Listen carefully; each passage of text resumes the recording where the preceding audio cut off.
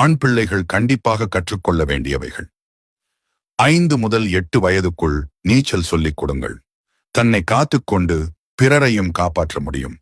Cycle ஓட்ட கற்றுக் கொடுக்க காட்டும் ஆர்வத்தில் ஒரு பங்காவது நீச்சல் சொல்லித் தரவும் காட்டுங்கள்.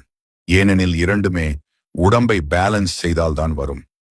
10 வயதில் ஒரு குக்கரில் சாதம் வைக்க, காய்கறி நறுக்க பழக்குங்கள். பின்பு மெல்ல மெல்ல one pot one shot OPOS சமையல் முறையை பரிச்சயப்படுத்துங்கள்.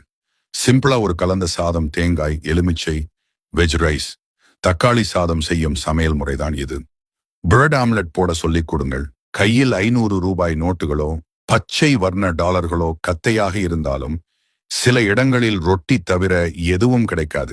தான் சாப்பிட்ட தட்டை சுத்தம் செய்யும் பழக்கத்தை ஏற்படுத்துங்கள். அதுக்கு நீங்க முதலில் உங்க தட்டை கழுவணும். சமைத்த பாத்திரங்களையும் கழுவ சொல்லிக் கொடுத்தால் போனஸ்.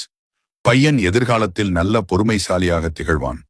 பையனின் மேட்ரிமோனி பக்கத்தில் உள்ள இன்ன பிற தகுதிகள் என்ற இடத்தில் சமைக்க தெரியும், பாத்திரம் கழுவவும் தெரியும் என்று நிரப்பியிருந்தால், இப்பவே பெண்ணை பெற்றவர்கள் நான், நீ என்று போட்டி போட்டுக்கொண்டு சம்பந்தம் பேச வருகிறார்களாம்.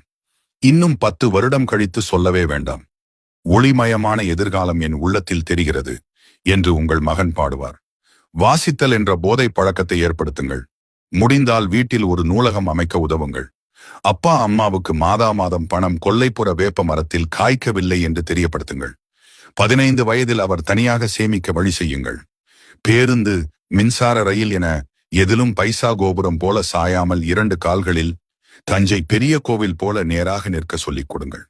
கோபம் வந்தால் எதிராளியின் தாயை, தமக்கையின் மானத்தை குறிக்கும் வசை சொற்களை பயன்படுத்துவது தமிழுக்கு இழுக்கு என்று சொல்லிக் கொடுங்கள். அது வட்டார வழக்கம் அல்ல, அவரது இயலாமையே. இம்பார்ட்டன்சி,